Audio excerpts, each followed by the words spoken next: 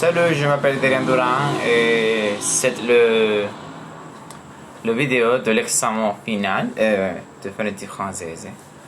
Et les sons du français. Parmi les trois sons du français, on trouve des consonnes occlusives et fricatives.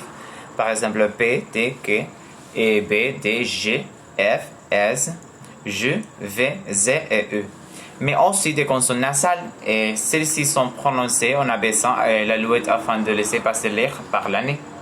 Le son M est prononcé avec la position bilabiale et les lèvres ensemble, M, qu'on peut prononcer en B, mais le louette n'est pas relevé. Le son N est un son nasal et associé à D, alors que le son condensaignant correspond à la position vocale du son G, à la différence qu'elle traverse la cavité nasale. Un phénomène appelé la frigation consiste à prononcer une consonne occlusive en la faisant suivre immédiatement d'une fricative. En français québécois, on prononce les consonnes affriquées ts et dis devant I et U. Par exemple, tic, dit, tu et du. Lorsque l'on parle, plusieurs muscles et organes de l'appareil vocal sont utilisés. Par exemple, le poumon, larynx, corde vocale, langue, lèvres, etc. Selon la disposition de la mâchoire de la langue et de lèvres, le trauma est capable de produire différents sons. Certains sons reviennent dans toutes les langues, mais en général, chaque langue a des sons qui lui sont propres. En français, on distingue et reconnaîtrait trois sons. En phonétique, on va utiliser le terme phonème pour désigner le son. Et les linguistiques ont donc créé un alphabet qui représente non pas la manière d'écrire le mot, mais la manière de le prononcer. À chacun de trois phonèmes de la langue, 36 française correspond à une lettre de l'alphabet phonétique international.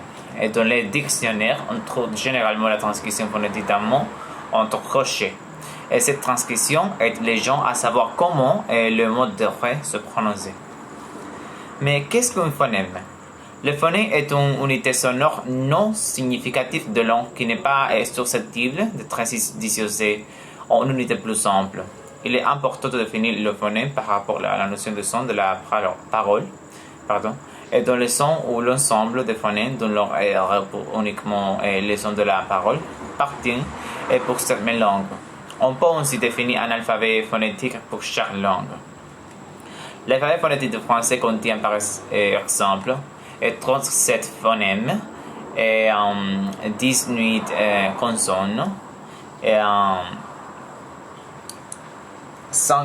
15 voyelles et 3 semi-consonnes.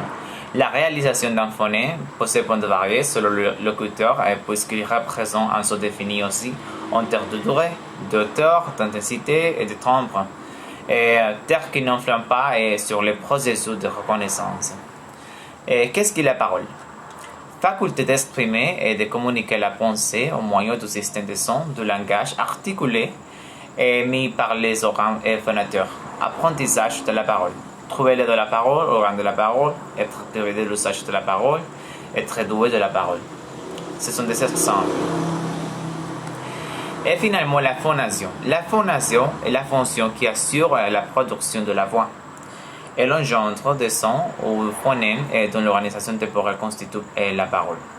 Processus moteur qui soutient la parole par phonation, comme toute fonction motrice, et un résultat de la coordination de l'activité des muscles, situés à différents niveaux de l'organisme. Cette coordination s'effectue sous le contrôle du système nerveux central et de les informations afférentes et efférentes sont véhiculées ou sont des systèmes nerveux périphériques. Si l'on considère le système phonatoire comme l'instrument capable de fournir les sons de la parole, et celui possède la capacité de pouvoir moduler à partir d'un seul et même vibrateur la fréquence, l'intensité et le timbre de la production sonore. Et cet instrument complexe est classiquement divisé en trois parties. Un système fournissant l'énergie de la vibration, l'appareil respiratoire, et un vibrateur, les cordes vocales, par exemple R, et un système de résonateur et d'articulation, les cavités aériennes supralaryngiques.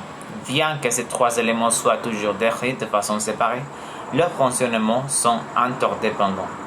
Merci beaucoup.